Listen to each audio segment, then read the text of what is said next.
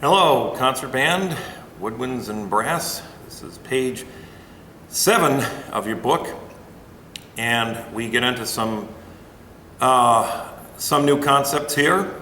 But one thing I'm proud to say is that, and I think I'm going to make this permanent, this is going to be the first online lesson I've taught with my actual trumpet here. It's my personal trumpet. I call her Old Betsy. 8th graders know that, but you 7th graders I don't think know that. I have my own trumpet, but for the last few lessons I've been using a school cornet and keeping my trumpet at home for private lessons and professional engagements. But I think it's time that we let you kids hear my real trumpet. It's a Bach Stradivarius, or Bach Strad for short. So, all right, enough of that. Let's take a break and get on to page 7. We'll be right back with this next page in your book right after this. Okay, we begin page 7 here with number 26, Alma Mater. An alma mater is a college hymn versus, say, a college fight song. Okay, this is a college hymn. This happens to be for Cornell University in Ithaca, New York. Okay, this is titled Far Above Cayuga's Waters. Okay, now it introduces a new note here for the trumpets. The third note is a dotted quarter note. It's an E fingered open. It may be a new note on your part. If it is, please take note of the fingering. And again, it's different for all the other instruments. It's an E for the trumpets, for the clarinets, for the tenor sax and bass clarinet. They're all B-flat instruments. There's a first and second ending, and a fermata on the last note. Here we go, fingers silently. 1, 2, listen, and.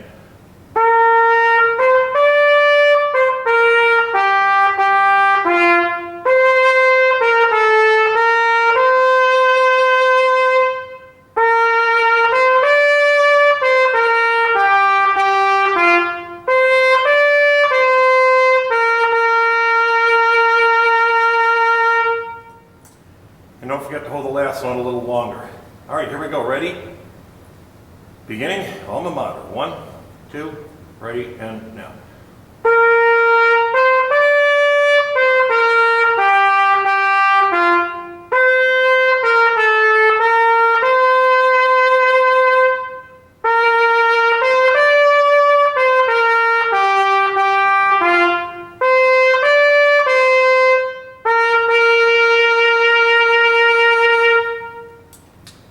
All right, number 27, Loch Lomond. Okay, watch the key signature in this one. For the B-flat instruments, the F is sharp. Okay, the second full measure, last note, F sharp for the B-flat instruments that I just mentioned, E natural for the flutes and the trombones and the tuba, and C sharp for the alto and bari saxes. Fingers silently. Retard 2 before the end, be careful. I'll slow down, make sure you do too. Here we go. Fingers silently, number 27. 1, 2, 3.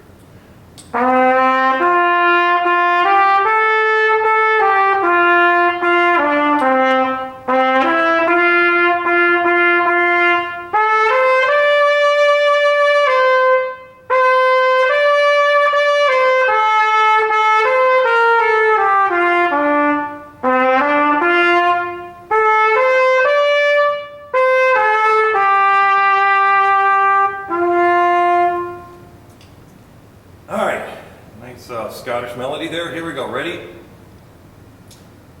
Horns up. Let's go. 1, 2, 1.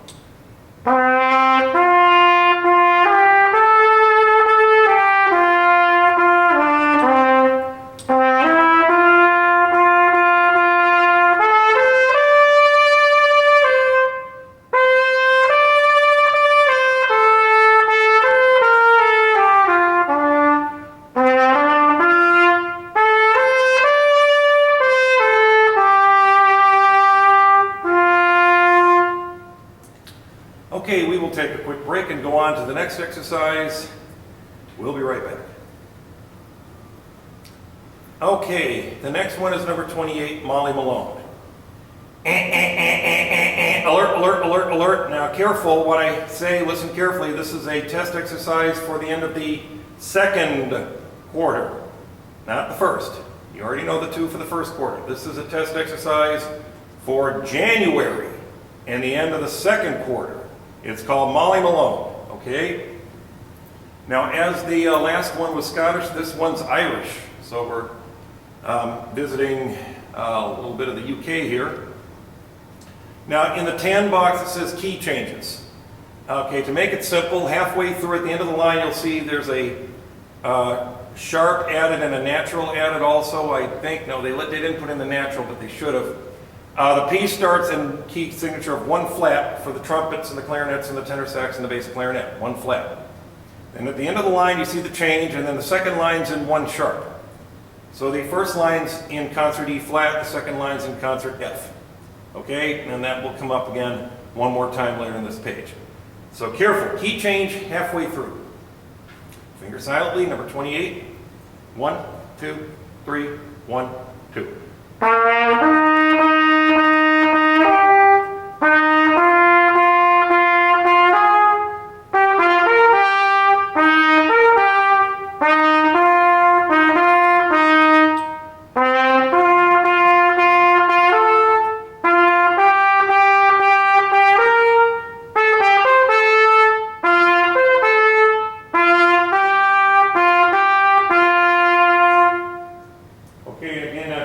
Second line, the key changed.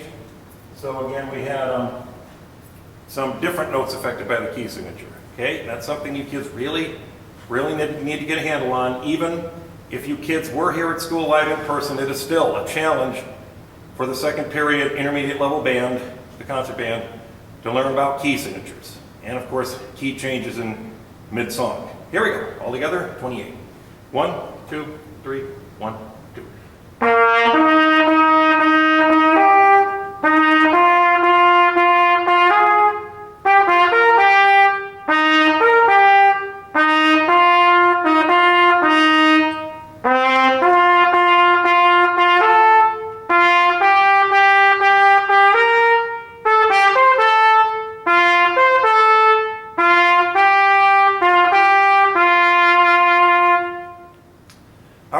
Take another brief break. We'll be back with more right after this.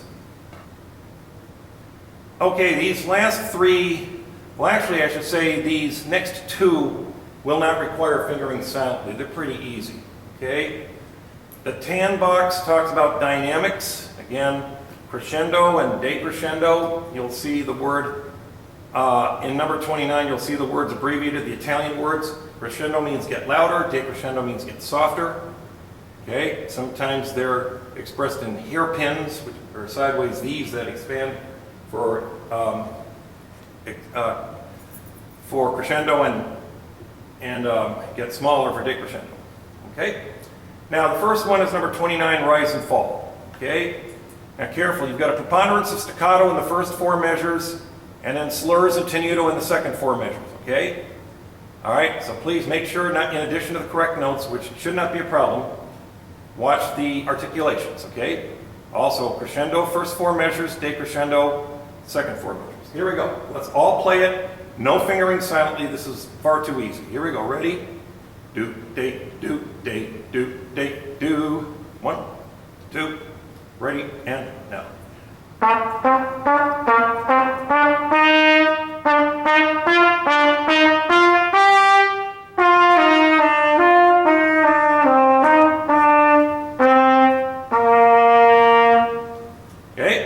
Dynamics? Did you get the staccato? Did you get the tenuto? All right, number 30, no comparison. This also does not really need fingered silently. This is right up the concert B flat scale. This is a very simple exercise. Challenge here is that which is staccato, play staccato. That which is tenuto, play tenuto. Okay, you can see it. The next to last measure, we have both in the same measure, tenuto, tenuto, staccato, staccato. Here we go. All play, number 30, no comparison. 1, 2, ready, let's play.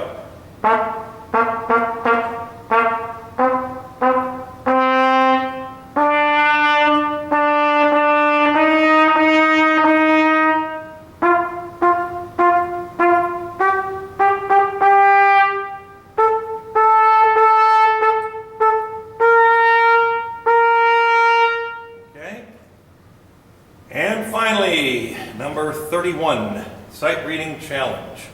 Now this is the other exercise I mentioned earlier, has a key change halfway through. This is a 4-measure song, but the first 2 measures are in concert E flat, and the 3rd and 4th measures are in concert F. So for the B flat instruments, again, B flat instruments is trumpet, clarinet, tenor sax, bass clarinet. You start with 1 flat, the B is flat. But in the 3rd and 4th measures it changes, and now the B's and E's are natural, but the F is sharp. Okay, finger silently. Here we go. This time, yes, I do want you to finger silently. Here we go. 31, ready, 2, ready, and now.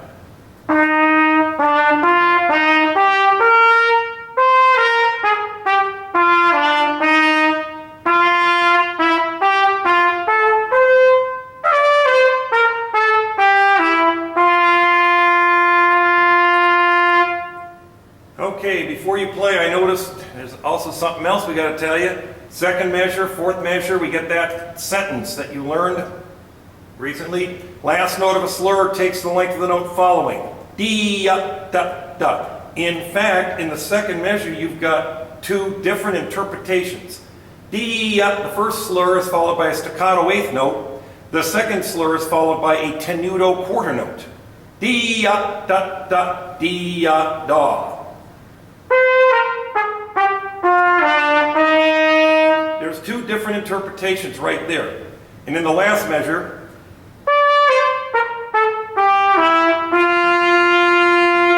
you have the first slur followed by a staccato 8th note, and the 2nd slur followed by a fermata quarter note. All right? So a little bit extra to chew on, and not just the key signatures. Here we go. Ready? 31. Let's play. 1, 2, ready, and.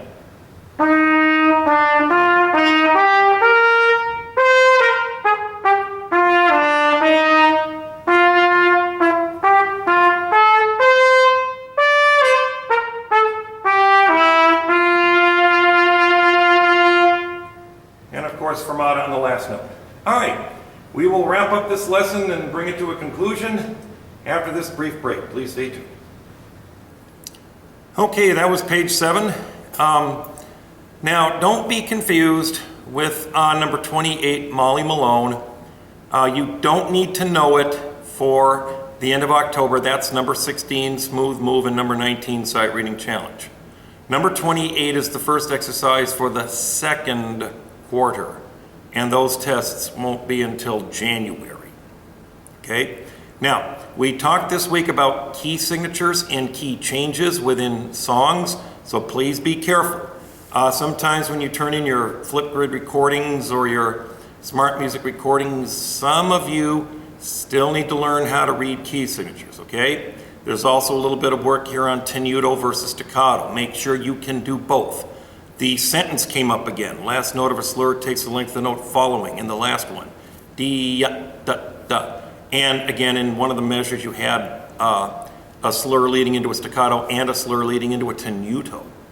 So that's a lot to digest. But you kids are up to the task. You kids have been doing great. Keep up the great work during this distance learning for however long it lasts. Just keep up the good work. Very proud of all of you. Just keep up what you've been doing. Practice hard. It's this. If nothing else, you're all becoming much better individual players. We'll get around to the ensemble one of these days, we hope, okay? So, this is Mr. Pickett saying have a great week. Keep up the great work. And just practice real hard at home, okay? Thanks much. Have a great week. We'll see you next time.